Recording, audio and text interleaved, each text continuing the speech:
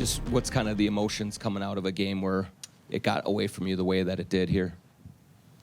I mean, I just tip my hat to them. It was just a better team.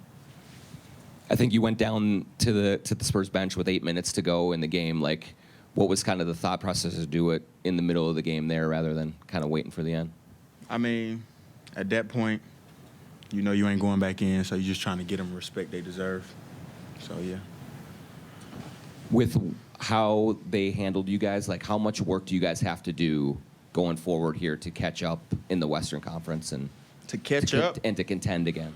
I don't know, man. I think that I don't think that's a question for me. And last year in the West Finals, you said OKC was kind of like on a string defensively. San Antonio looked like they had a lot of that look in this series as well. What do you guys have to do, you as leader, whatever, in the regular season to make it where you guys can be like that on the defensive end against some of this top competition? We just got to listen to the coaches. Yeah. We got a hard time of, like, processing stuff and going out there and doing it. We try to do stuff on our own. I think that's our problem. Do you feel like the regular season's the time to start building that stuff? Yeah, I feel like you're supposed to build championship habits or playoff habits in the regular season. Yeah, great question. I think so, yeah.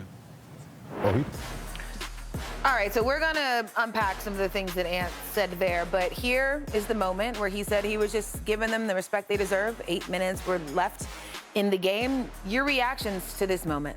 I've watched the NBA and been a part of it for a long, long time. I've never seen this. A guy walking into the huddle with 8 minutes to go in the fourth quarter and dapping up the entire team.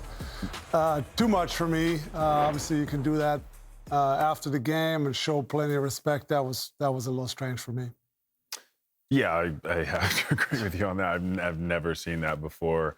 I mean, I do like what he said, that he wants to give him respect, but I think you wait and you have to take your licks at the end of the game like everybody else. I do want to say, I mean, he was definitely hobbled. Minnesota definitely hobbled.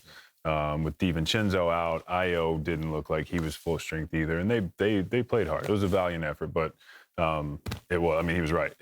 San Antonio was just a better team. Yeah. Now, you had a reaction there to what he said at the end about needing to build a team that has championship habits, playoff habits. I didn't get to hear the question he was asked, but what were you thinking when you heard that? Well, you would think that they would have that by now. You would think that they would have that. They've been to the Western Conference Finals. You would think over the years that they've built that. I understand. I think this is Julius Randle's second year, but you would think that a team that has been there, they would have those habits. So the fact that they don't have those habits is very disappointing to me. Because once you get here, and I say this all the time, the playoffs has a way of revealing what's inside you. And I didn't like what I saw from some of the Minnesota Timberwolves. Ant was definitely hobbled. DiVincenzo was out. But some of the things I saw I didn't like. And what I will say is great as Ant is as a basketball player, there's still some growth for him as well. Because as a leader, I would not have walked down there and shook their hand. I would not have walked down there and shook their hand with 8 minutes left in the game. As a leader of my troops and my guys, I would not show that weakness. The game is not over. I got 8 minutes left. I still got smoke coming out of my ears because I'm so damn mad we losing. Let me calm down for those 8 minutes since I'm not in, and then after those 8 minutes, I'll go down there and I'll congratulate them and their coaching staff. But in the middle of the game, when I got guys that have sat the bench and cheered me on, no, I'm going to sit there and cheer those guys on. I'm going to put that energy back into those guys, and then when the game's over, I'll go over there and shake their hands. So that's just the way I handle things. I'm a little bit different. I'm a little bit old school. I understand there's a different generation, but I don't think if they were beating San Antonio, Wemby would have went down there and shook his hand with 8 minutes left. I don't think so.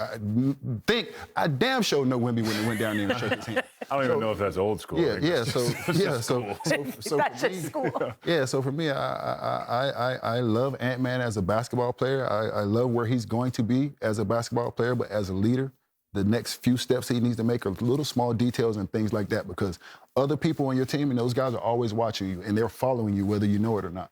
Yeah, I mean, I watched that press conference and obviously I am not in Ant's head. I don't know what he was thinking, but you feel like you could sense a little bit of frustration a bit, just...